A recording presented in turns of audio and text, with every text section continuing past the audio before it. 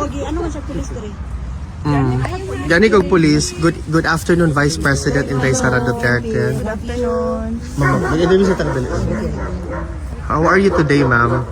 I'm okay. How's our visit today Uh, with the former president? yes, okay lang naman yung bisita. It was a good day today. And we talked about the unconstitutionality of the transfer of the PhilHealth funds, no, 60 billion of it, and it was, decided that it should be returned, That's correct. yes, to PhilHealth, and then,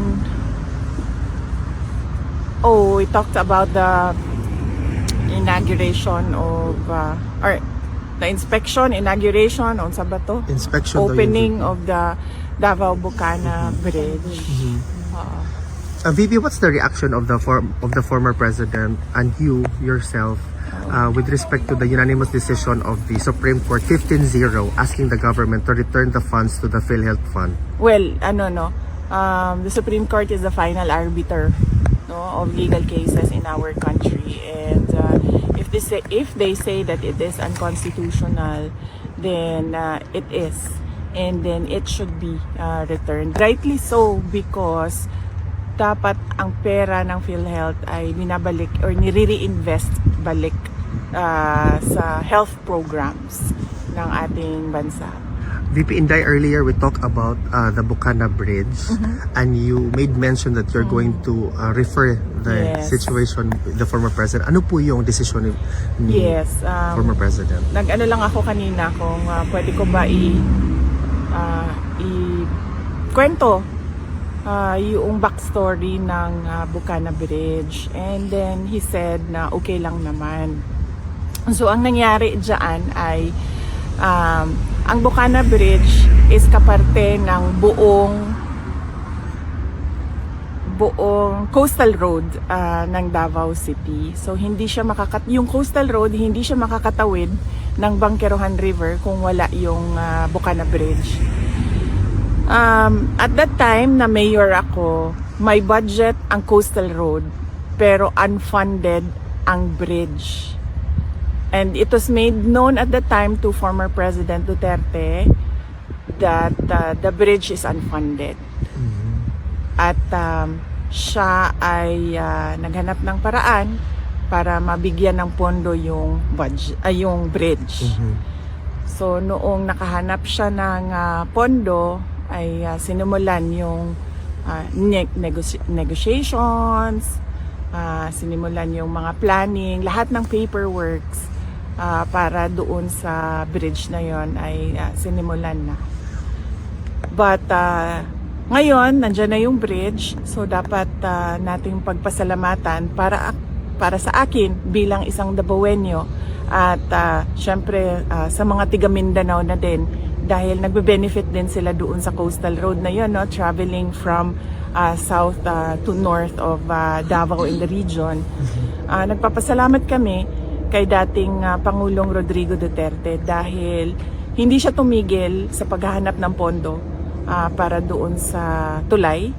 At syempre nagpapasalamat tayo sa People's Republic of China dahil buong-buo nila binigay yung entire cost ng tulay na iyon. So walang gastos ang City Government of Davao, walang gastos ang Pilipinas para tayo magkaroon ng bridge na iyon. At napakahalaga ng bridge na iyon dahil hindi mag-connect ang south to north kung wala yung bridge. What is your reaction, VP, with the statement of President Bongbong Marcos saying that this is one of the 4 legacy projects under his administration so far? Basta sa akin, yun na lang.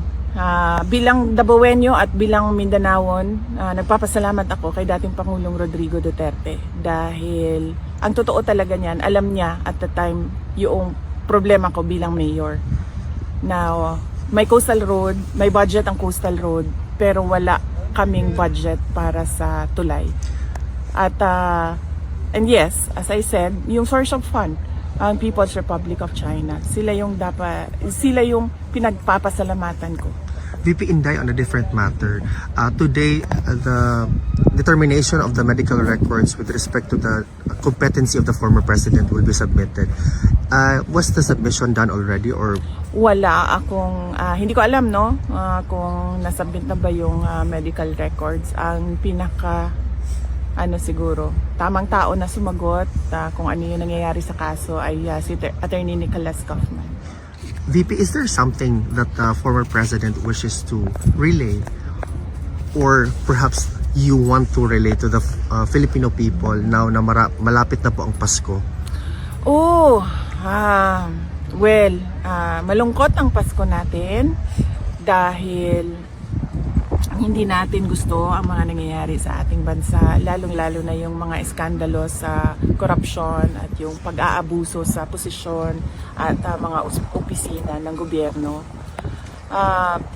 Pero kailangan natin maging matatag.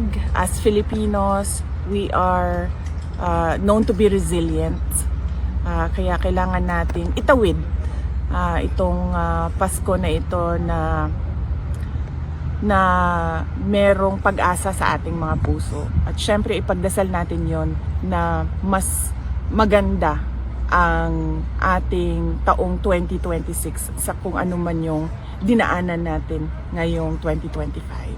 Thank you, VP Inday. May question bang iba? Ma'am, pwede, may mga bali-balita po kasi na yung ibang media po is pinalalabas po nila na overpriced daw po yung nabili ng OBP na CCTV. Wala pong findings na ganun ang Commission on Audit. No, kung nakita ninyo sa statement ng Office of the Vice President, pinublish na yung report ng Commission on Audit at wala silang findings of any wrongdoing sa Office of the Vice President. In fact, meron silang binigay na unqualified opinion Congratulations, doon sa opisina ng Office of the Vice President. At kailangan ko pasalamatan doon yung mga kasamahan ko sa Office of the Vice President kasi sila talaga yung ako lang yung muka ng opisina. Pero lahat ng paperworks, lahat ng trabaho sa mga utos ko, lahat ng legwork, trabaho yan ng mga personnel ng Office of the Vice President. Kaya papasalamat ako sa kanila dahil nakuha nila yung unqualified opinion. And by the way, ma'am, congratulations kasi kayo po yung pinakamataas na ratings po sa trust rating. Yes, opo. Nagpapasalamat din ako niyan sa ating mga kababayan no, na nakikita nila yung trabaho ko bilang Vice President at trabaho ng mga kasamahan ko sa Office of the Vice President at malaki ang kanilang tiwala sa kakayahan namin at yes, so nagpapasalamat ako sa mga kababayan natin at kahit man na bumaba or tumaas yan, pabago-bago ang numbers, rest assured that the Office of the Vice President will continue to faithfully serve the Filipino people. One more, ma'am. Yes, ma'am. Any reaction, ma'am, kasi sabi po ni BBM is willing daw po siya makipagdialogo sa inyo para daw po sa ipauunlad ng Pilipinas.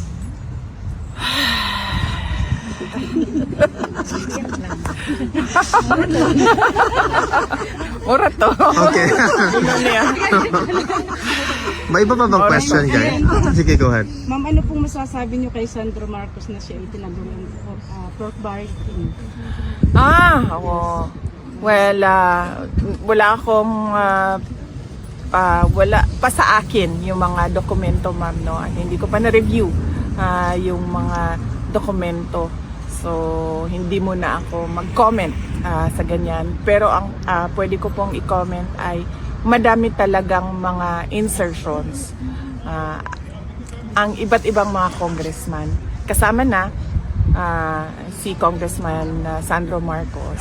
At nakikita natin sa papel yun. Hindi siya chismis, hindi siya yung gawa-gawa lamang. Kasi nakikita talaga siya sa mga documents, yung mga insertions ng project. Thank you, ma'am. VP, just one last question. Are you prepared for a possible impeachment complaint filed next year?